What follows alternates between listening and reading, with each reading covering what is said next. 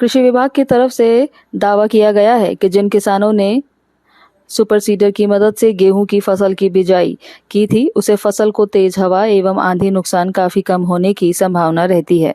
कृषि विभाग की तरफ से हाल ही में पिछले दिनों चली तेज हवाओं के कारण गेहूं की फसल को नुकसान का जायजा लेने के बाद कही कृषि विभाग का कहना है कि किसानों से बातचीत करने के बाद पता चला है कि जिन किसानों ने सुपर सीडर की मदद से गेहूं की बिजाई की है, उस फसल को नामात्र नुकसान पहुंचा है, जबकि हाथ से बीजी गई फसल को नुकसान पहुंचाने की संभावना ज्यादा रहती है। उप जिला कृषि अधिकारी सुरेंद्र गुप्ता ने बताया कि सुपर सीडर की मदद से गेहूं की बिजाई करने वाले किसानों ने कहा है कि उनकी फसल को तेज आंधी के कारण कोई नुकसान नहीं हुआ है। कृषि अधिकारी का दावा है कि सुपर सीडर से गेहूं की बिजाई एक लाइन में होती है, जिस कारण हवा के गुजरने की जगह बनी रहती है और हवा आसानी से वहां से गुजर जाती है, जिसका नुकसान गेहूं की फसल को नहीं पहुंचता।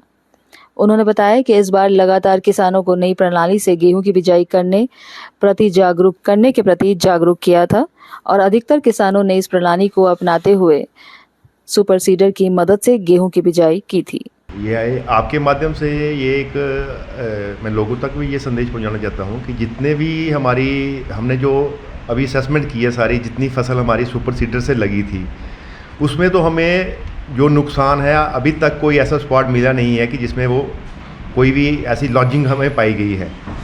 सुपर सीडर से फसल लगाने के एक तो हमारा जो प्लांट की स्ट्रेंथ बहुत अच्छी होती है, दूसरा ये सारी सुपर सीडर से जितनी भी हमारी सोइंग होती है ये लाइंस में होती है। तो इसमें एक फ़ायदा ये रहता है कि जब भी हवाएं चलती हैं, आंधी चलती हैं, उसमें प्रॉपर स्पेसिंग होती है, उससे ये हवा पास हो जाती है। तो इससे उसको लॉजिंग का जो हमें चांसेस कम हो जाते हैं। बशर्ते कि जो हम ऐसे ब्रॉडकास्ट से करते हैं तो उसमें ना तो हमारी कोई स्पेस बन पाती है, ना कोई प्लांट पॉपुलेशन बन पाती है। तो उसमें हमें ये खतरा रहता है कि अभी भी हमने जो नोट किया है, जितनी थोड़ी बहुत यहाँ हमारे एरिया में जितनी लॉजिंग पाई गई है वो मोस्ट ऑफ द एरिया वही है जहाँ पे ब्रॉडकास्ट हुआ है। जहाँ से हमें सुपर सीडर से सोइंग हुई है वहाँ पे अभी तक हमें कहीं भी लॉजिंग नहीं मिली। सर, एग्रीकल्चर डिपार्टमेंट की तरफ से कितना लोगों को जागरूक किया किसानों को कि सुपर सीडर से? देखो, इस बार हमने मिशन मोड पे ये एक मुहिम चलाई थी कि जितना ज़्यादा से ज़्यादा जो एरिया होगा उसको हमने सुपर सीडर से सोइंग करनी है, क्योंकि सुपर सीडर से सोइंग करने के फ़ायदे बहुत ज़्यादा हैं। एक तो हमारा जो कॉस्ट ऑफ कल्टीवेशन बहुत फ़र्क पड़ता है, इसकी खर्चा कम हो जाता है फार्मर का। दूसरा, क्रॉप ड्यूरेशन बढ़ जाती है, ये एडवांस में आ जाती है।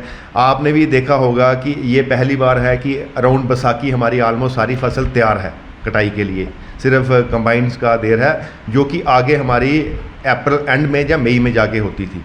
तो ये उसी का इफ़ेक्ट है कि फसल जल्दी तैयार हो गई है, फसल बहुत अच्छी है।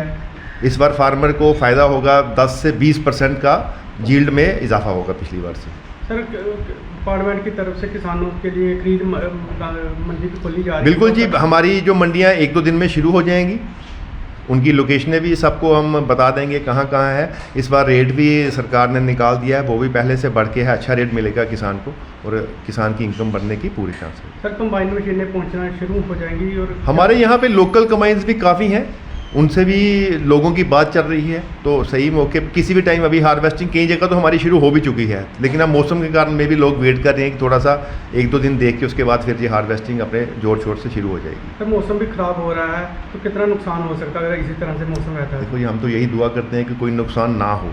बाकी फार्मर को अपना ध्यान रखना पड़ेगा कि खासकर जो कटी हुई फसल है उसको जल्दी समेटे, उसको बाहर मत छोड़े।